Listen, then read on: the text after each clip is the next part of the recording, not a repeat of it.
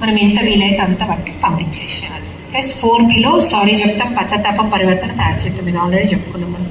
Next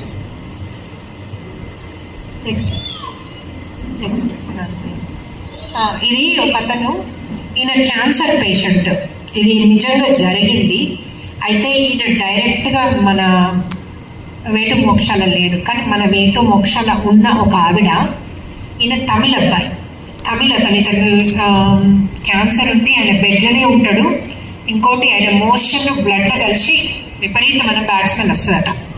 ఆ wife పాపం సేవలు చేస్తుంది. అయితే ఈమె అది చూసి, అది మరి ఇంటి పక్కన ఉంటారో ఆమెకి ఎట్లా తెలుసు, ఈమె తెలుగు ఆమెనే, ఆయన తమిళ్.